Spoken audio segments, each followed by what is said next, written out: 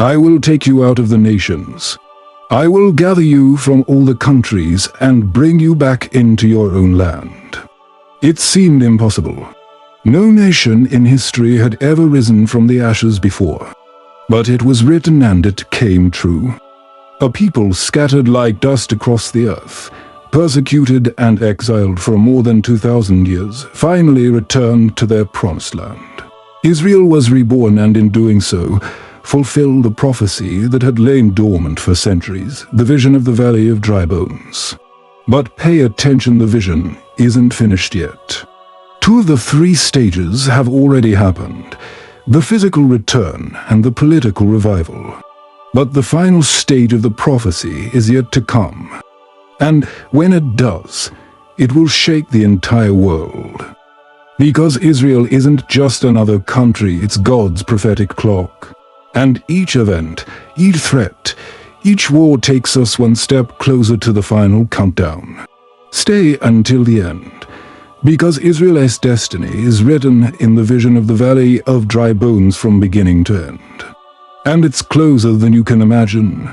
To understand the mystery of the Valley of Dry Bones, we must go back more than 2,500 years to a time when Israel was no longer a free nation. It had been conquered, divided, and exiled. The 10 northern tribes had been destroyed by Assyria more than a century earlier, and now only Judah remained weak and divided. It was the age of Israel's final kings, weak rulers like Jehoash, Jehoiakim, and Zedekiah, who reigned amid corruption, idolatry, and the threat of surrounding empires. The temple still stood, yet it was no longer sacred. It had become defiled by idols, its justice replaced by greed. And in the year 597 BC, just as the prophet Jeremiah had warned, judgment came. Nebuchadnezzar, king of Babylon, invaded Jerusalem for the 2nd time. This time, he did not destroy the city, but he took thousands into exile, including nobles, craftsmen, soldiers, and a young priest named Ezekiel, who was only 25. Ezekiel came from a priestly family. He had been destined to serve in the temple and, according to the law of Moses, to begin his priestly ministry at age 30. But his priesthood never came as exile snatched him away first. He was taken to Tel Aviv, a settlement of exiles located on the banks of the Kabar River, a canal in Babylon. There, a marginalized Jewish community lived separated from the temple and distant from God. For 5 long years, Ezekiel lived among the deportees, silently watching as his people repeated their mistakes. Even in this foreign land, many wondered whether God had abandoned them completely. Some still clung to the hope that their punishment was temporary, that Jerusalem would endure and someday they would return to the promised land. But others had lost hope entirely, surrendering themselves fully to Babylon's culture. Israel had not merely lost a battle, it had lost its purpose, had betrayed the covenant, and worst of all, they had lost their faith. Ezekiel found himself caught between 2 worlds, one of promise and one of judgment. He had prepared all his life to serve God, yet all he faced now was a shattered people living in a foreign land. It was precisely when Ezekiel turned 30, the exact age when he would have begun his priesthood, that God finally spoke. Suddenly, the heavens opened up, and a storm appeared with flashes of lightning and a dense, blazing cloud, and within it were the cherubim of God. There were 4 living creatures, each with 4 faces: human, lion, ox, and eagle. Their wings stretched out, their feet gleamed like burnished bronze, and beside them, wheels moved, wheels within wheels, covered with eyes, moving without turning. It was a vision impossible to describe. Ezekiel understood what he was witnessing: the glory of God lifting, leaving the temple, abandoning Jerusalem. And there, in enemy territory, in the midst of exile, God said to him, "Son of man, Stand up on your feet, and I will speak to you." Ezekiel fell to the ground, overwhelmed with fear. But then God handed him a scroll, saying, "Eat this scroll and then speak to the house of Israel." The scroll was filled front and back with words of sorrow and grief. Ezekiel ate it, and although it contained judgment, it tasted sweet as honey in his mouth. From that moment onward, Ezekiel became a prophet. God made him a watchman, a lookout among men, someone who had to warn, to cry out, to act even though no one wanted to listen. And the hardest part, God told him the people wouldn't listen, for their hearts were hardened. So he would speak with his body. Thus began the strangest and most symbolic mission of all the prophets. Ezekiel would preach with his body. God commanded him to perform symbolic acts portraying the judgment that was soon to come. Ezekiel had to lie down on his side for 390 days, each day representing 1 year of Israel's sin, and then lie another 40 days for Judah. He was to eat measured bread baked over dung as fuel, a vivid sign of the famine soon to grip Jerusalem. Then he was instructed to shave his head with a sword and divide the hair into 3 parts, burning one portion, cutting another with the sword, and scattering the last portion into the wind. Thus would Jerusalem's people perish by fire, by sword, and by scattering. But then came the hardest part. God announced to him, "The delight of your eyes will die, and you shall not mourn." And so it happened. Ezekiel's wife died, but he was forbidden to mourn. For this was how Jerusalem's fall would be, so sudden, so merciless, that there would be no time even to mourn. Ezekiel lost everything: his home, his temple, and even his beloved wife. Yet in exchange, God granted him a revelation, the fate of Israel unveiled in the vision of the valley of dry bones. Ezekiel had witnessed impossible things before, but nothing prepared him for this prophetic roadmap of Israel's destiny, its destruction, its rebirth, and finally, its restoration in the last days. It all began when the hand of the Lord came upon Ezekiel, and in the Spirit, he was carried away to a desolate place. It was a valley, vast, silent, dry. But the most chilling part wasn't the landscape itself. It was what covered the ground: bones. Countless dry bones scattered randomly across the parched earth, fractured and abandoned long ago. Ezekiel was led to walk among the lifeless remains, feeling the brittle crunch beneath his feet as he stepped on bones bleached by sun and worn by time. The scene made sense immediately. The valley represented Israel destroyed, exiled, landless, abandoned, a nation reduced to dust. But then, amid the deafening suns, God presented Ezekiel with a troubling question. "Son of man, can these bones live again?"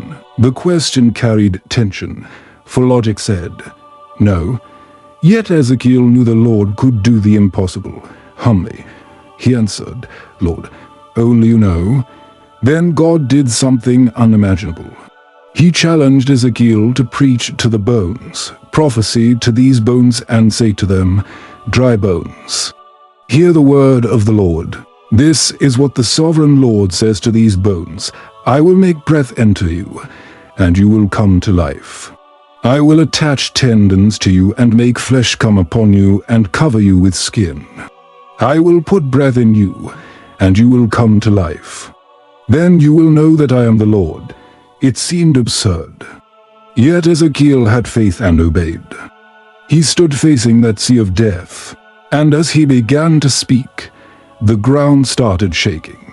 At first, there was a faint sound, like an underground rumbling, but it quickly grew into a mighty roar that echoed throughout the valley. The sound shook the bones, and they began to move and reconnect, seeking each other out, matching bone to bone, perfectly aligned. Spine joined to vertebrae, femur to hips, ribs and skulls, all fitting into place. Then tendons appeared. Flesh covered the structure of bones, and skin wrapped round the bodies. A scattered army began to reconstruct itself right before his eyes, and in moments, what had once been a field of death became a valley overflowing with complete human bodies. Yet they had no life. No breath flowed in them, and they stood motionless. They bore human shape, but remained corpses. Then God spoke again, commanding Ezekiel to do something even deeper, not to prophesy to the bodies, but instead speak directly to the spirit, the breath itself, prophecy, Son of Man. And say to the breath, "Thus says the Lord God, breath, come forth from the four winds, breathe upon these slain so they may live." Ezekiel obeyed again, and as he uttered these words, the wind came unseen, but profoundly real. This was not ordinary air. It was Ruach, the very breath of God descending on them. The same breath that filled Adam at creation. The same breath that transformed clay into a living being. Then it happened. Bodies began to breathe. Their chests expanded, and life returned to them.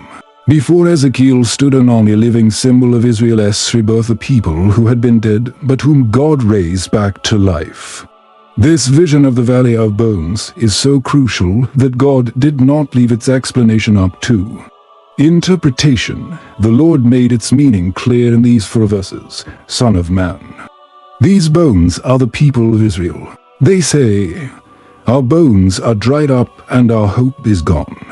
We are cut off. Therefore, prophesy and say to them, this is what the sovereign Lord says, my people, I am going to open your graves and bring you up from them. I will bring you back to the land of Israel. Then you, my people, will know that I am the Lord, when I open your graves and bring you up from them. I will put my spirit in you, and you will live, and I will settle you in your own land. Then you will know that I, the Lord, have spoken, and I have done it, declares the Lord."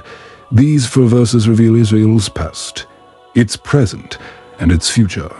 The first thing we must understand is that Ezekiel was taken to the valley to see the spiritual and prophetic reality of his people.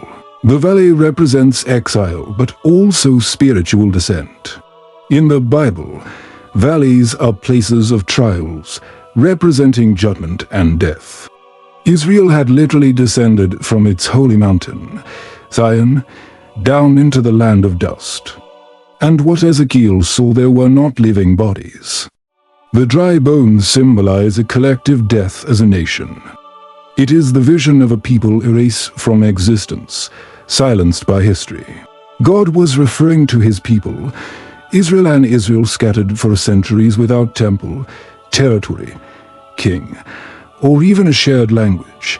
God called the nations into which Israel was scattered graves.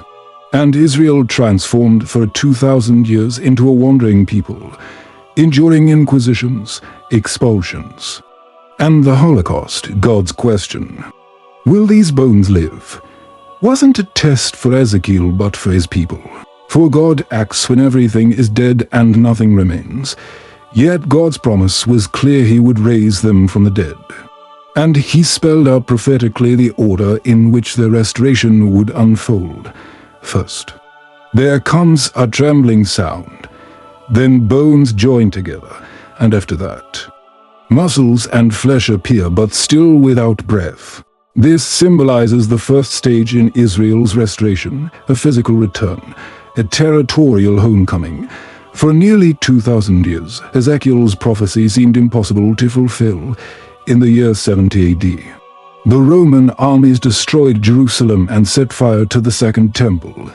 Israel ceased to exist as a nation. The Jewish people scattered first by the Roman Empire and later throughout Europe, North Africa, Asia, and the Americas. They lived as foreigners, frequently rejected, persecuted, and forced to hide their faith. This catastrophe sealed ancient Israel's fate, scattering its people into a worldwide diaspora that would last centuries, turning the Jews into strangers in every land, without a temple, without a homeland, They clung only to a promise, the ancient words written by their prophets. Because centuries earlier, God had already warned through Moses that this would happen, and the Lord will scatter you among all peoples, from one end of the earth to the other. And among these nations you will find no peace, nor will you have a place to rest the sole of your foot. And though their identity seemed to fade, it never vanished completely. The people of Israel preserved their language, their faith, their heritage, and their hope of return every year. Each Passover celebrated in exile, they repeated a phrase that seemed impossible. Next year in Jerusalem, their yearning was what? Kept the promise alive, because what seemed impossible had been written centuries before. The people who had been scattered like dust would return. The land that had been left desolate would bloom, and the name that had been forgotten would again be proclaimed among the nations, Israel. And that day finally arrived. On May 14, 1948, after the horrors of the Holocaust, David Ben-Gurion stood up in Tel Aviv and declared something many had believed would never come true. The state of Israel is born. The nation of Israel, absent for 2,000 years, sprang back to life. This event had no precedent in human history. For the first time in millennia, the Jewish people returned to their ancestral home to establish the state of Israel. Dry bones began to reconnect. Their people came home to the Promised Land. Yet, most striking of all, Ezekiel's ancient prophecy had just begun to unfold. For God had not simply said, "I will restore Jerusalem," or "I will rebuild the temple." The Lord had declared, "I will take the Israelites out of the nations where they have gone. I will gather them from all round and bring them back into their own land." Within just a few years, millions of Jewish people returned from over 100 different countries, from the United States, Ethiopia, Russia, Argentina, Germany. People who spoke different languages and had never set foot in Jerusalem returned. And the bones began joining together again. Many theologians, scholars, and believers see this event as the literal beginning of the fulfillment of Ezekiel 37. Since that time, Israel has been attacked, surrounded by enemies, threatened every decade. But still, it remains, and not only does it remain, it thrives. In 1948, it was a desert today. It exports technology, water, fruits, intelligence, and security. Hebrew, once a dead language for centuries, is now spoken by millions of people, the same language the prophets used to write God's word. This isn't only a language. It's a living testimony that what was once dead can come back to life. Isaiah's prophecies have also come true. The wilderness will blossom like the lily. But Ezekiel foresaw 3 stages: the gathering of the bones, the rebuilding of the body, and the entering of the spirit. Israel has already fulfilled 2 of these 3 stages. First was the physical return. Then came the flesh, the political reconstruction. But it still has not received the breath of God, the spiritual restoration. Israel has not yet been transformed by the Spirit because the majority of the nation still does not recognize the Messiah.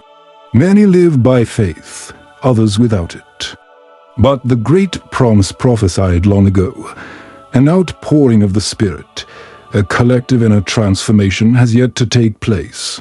At the first Pentecost, the Holy Spirit descended upon a group of disciples in Jerusalem and changed history forever. But the prophet spoke of another Pentecost, one not limited to a few, but extending to the entire nation. When that day comes, it will be like fire spreading across the globe, a breath of life reawakening dry bones. When Ezekiel prophesies, he uses the Hebrew word ruach, meaning the breath of God. This detail is crucial because it signifies that the Spirit of God will once again dwell among his people. And this still has not been fulfilled. Israel is gathered in its homeland. The valley is no longer empty. Yet the breath of God has not descended upon them. And so the question remains, when will Israel breathe again? When will they receive the divine breath that renews their hearts and fulfills the prophetic vision? To find this answer, we must look beyond Ezekiel. He wasn't the only one who foresaw it. This promise echoed throughout all of the prophets. Jeremiah spoke it with clear prophetic certainty centuries earlier. I will put my law within them and write it upon their hearts, and I will be their God, and they shall be my people. Joel, for his part, announced something radical. I will pour out my spirit upon all flesh. Your sons and daughters will prophesy. Your elders will dream dreams. Zechariah, perhaps the most vivid of all prophets, spoke of a future day when the people of Israel would behold the Messiah and their hearts would break. I will pour out upon the house of David and upon the inhabitants of Jerusalem a spirit of grace and supplication. They will look upon me whom they have pierced. Centuries later, the Apostle Paul dedicated 3 entire chapters in his letter to the Romans to explaining this mystery, clearly stating, partial blindness has come upon Israel until the full number of Gentiles has come in, and then all Israel will be saved. Here lies the key. Today, Israel has returned to her land. The bones have come together, and flesh has been restored. But the breath of God, the Ruach, has yet to descend. That will be the final miracle. And it won't be symbolic. It will be very real, a national awakening that will change history and usher in the final stage of the prophetic plan. In this future spiritual awakening, God will restore not only the hearts of Israel, but also seal a remnant for a sacred mission. The book of Revelation 7 reveals a crucial detail about the end times. God will choose 144,000 servants from among the 12 tribes of Israel, marking them with his seal to fulfill a prophetic mission during the judgments of the last days. We read, and I heard the number of those who are sealed. 144,000 sealed from all the tribes of the sons of Israel. This is not just an arbitrary symbolic number. Revelation specifies 12,000 people selected from each tribe, representing a faithful, consecrated remnant who will bring light to the coming darkness. These sealed ones are actual Israelites chosen by God to proclaim his truth when the world falls into chaos and confusion, as trumpets sound, as seals are broken, and as humanity experiences the pains of the final judgment. These 144,000 will stand as messengers of the gospel, proclaiming Christ as the true Messiah, not just to Israel, but to all nations. This is the ultimate confirmation that even in the midst of tribulation, God has not forgotten his people. He will use them as instruments of global salvation. Because Israel's purpose isn't fulfilled merely by returning to their land, but by returning to the heart of God, and finally becoming what they've always been called to be, the light to the nations. Jesus clearly said, "Learn the lesson from the fig tree. When its branches grow tender and its leaves sprout, you know that summer is near." Israel is that fig tree. And the prophetic clock began ticking when its leaves sprouted in 1948. But there's more. Israel hasn't just returned to its land. It has become once again the center of conflict, the epicenter of global attention. Every war, every tension around Jerusalem is closely watched by nations worldwide, because what happens with Israel affects the entire globe. And even that was foretold. Behold, I will make Jerusalem a cup that causes trembling among all the surrounding peoples. Ezekiel's vision is still unfolding today. The nation has returned. The valley is no longer empty. But the Spirit of God has yet to dwell within his people. The Valley of Dry Bones is a prophetic roadmap, a timeline for Israel's restoration. However, this was not the end.